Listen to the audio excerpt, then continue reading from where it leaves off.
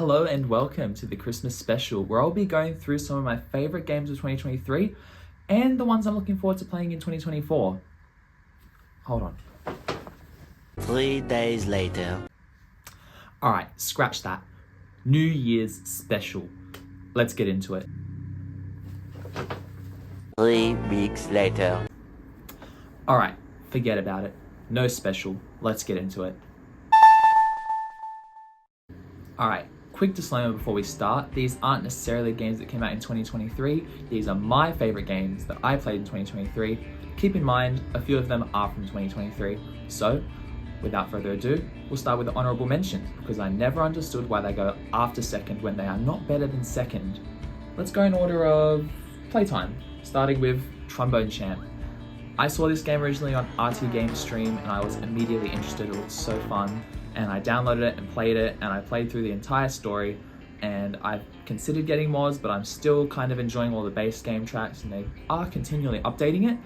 When the Switch version came out, I got that as well because the motion controls, I'm a sucker for motion controls, raised on the Wii, gotta admit. So yeah, I really enjoyed that game, but not enough to get it onto the top 5.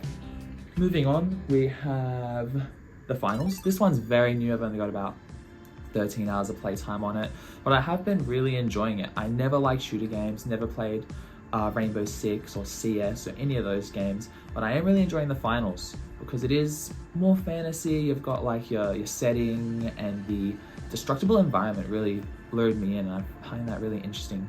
And yeah, with friends, absolutely amazing. Moving on, the last of the honourable mentions is Need for Speed Unbound. This game got a lot of shit, but I really enjoy it.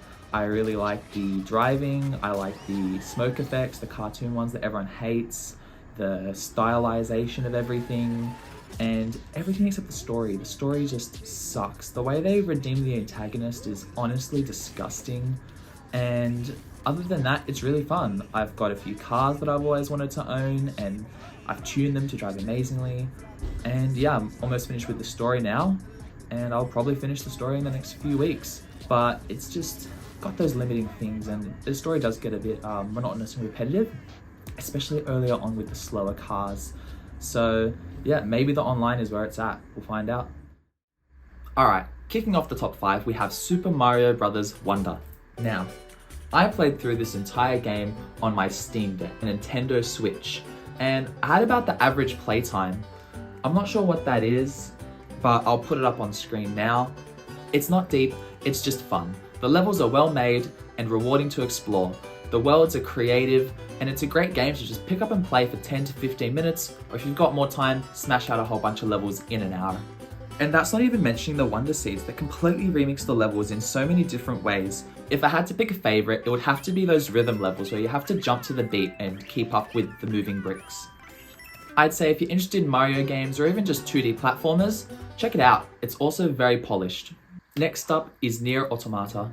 This one had been sitting in my back catalogue for a while, and I finally got around to playing it last year.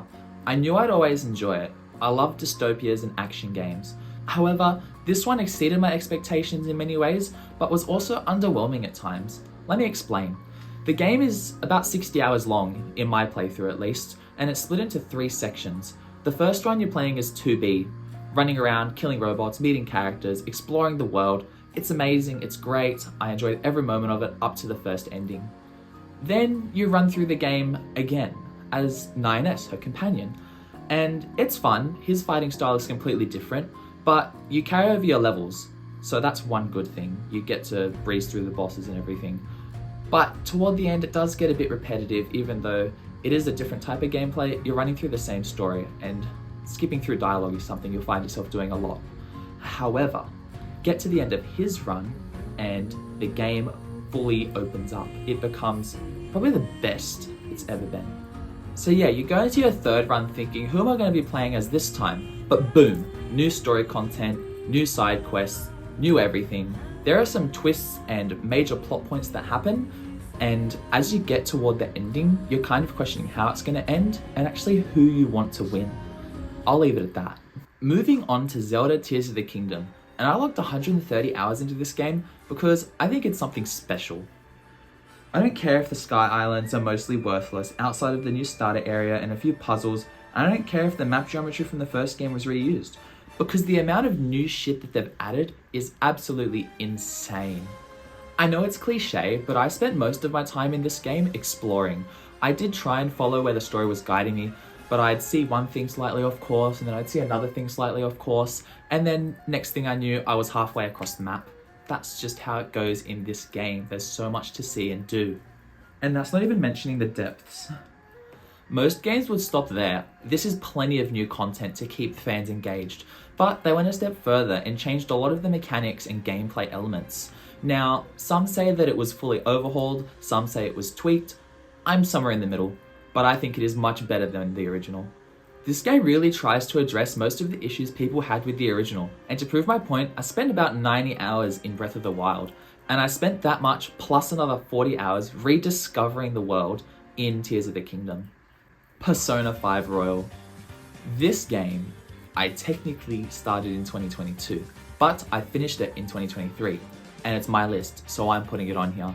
It's got 164 hours on the clock, and it's the most of any game on this list, and I absolutely adored every moment of it. I love the way this game blends life sim and turn-based battle dungeon crawler, and the story is great, the characters are great.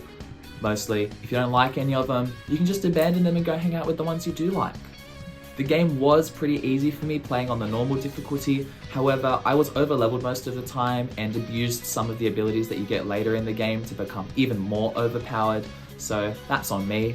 I absolutely love the visual style of the game. The blending of 3D and slick 2D animations in gameplay and menus absolutely blew me away. It's really fun, and I won't talk too much about it because it is very story driven and I don't want to spoil it.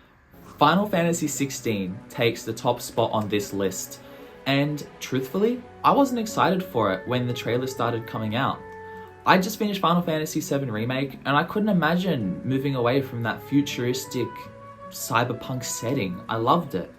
But as we got closer to release and more trailers started coming out, I was getting ready to wait for a sale before buying it. But then that 25-minute state of play trailer was released and I was hooked. Everything about it just looked so good. The icon battles especially. That's what pushed me over the edge on the day one purchase. Never mind the incredible demo. It turned out to be everything I expected and more. The fighting was amazing. The way you can invest your skill points in whatever you want and then uninvest them and invest them in other things is genius, and I wish other games implemented it. The story was amazing, well written. I always wanted to know what was going to happen next, and I never truly knew what was going to happen next. The graphics were fantastic, the location's beautiful, the way the world is connected via zones instead of one huge open world still makes sense, and seeing it all on the world map, also just the connecting zones, it's all flowy and it never left me wanting for a fully open world. Oh, and the music. All the music is great, but specifically the battle themes and boss music, absolutely outstanding. Actually, take a listen.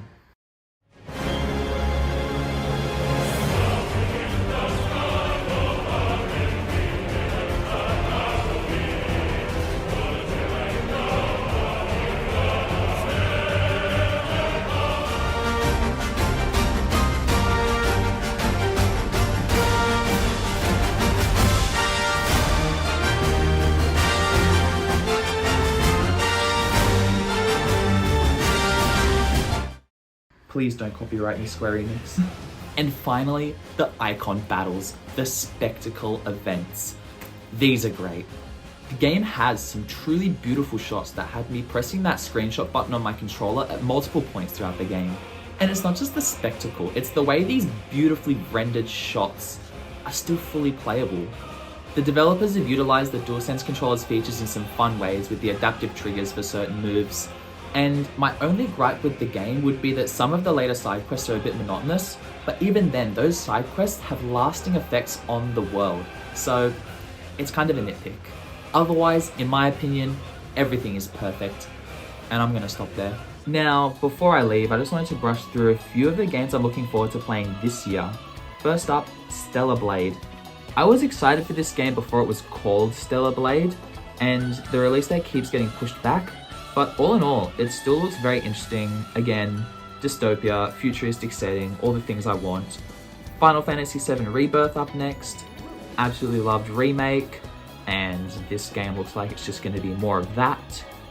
Persona 3 Reload. I played a bit of Persona 4, I need to get back into that. Finished Persona 5. Persona 3, I always found more interesting than 4. The characters just looked more interesting to me. That's just a personal thing, but I do want to pick that up or play the original somehow at some point. Foam Stars. Okay, this is the most unexpected one probably for a lot of people. I'm probably like one of 10 people excited for this game. But it looks fun. Despite being a Splatoon ripoff, it looks like a very well made Splatoon ripoff. And look at Power World, Pokemon ripoff. Good Pokemon ripoff, so people like it. So yeah, hopefully when that eventually releases, I'll be able to check it out. And other than that, there's not much else.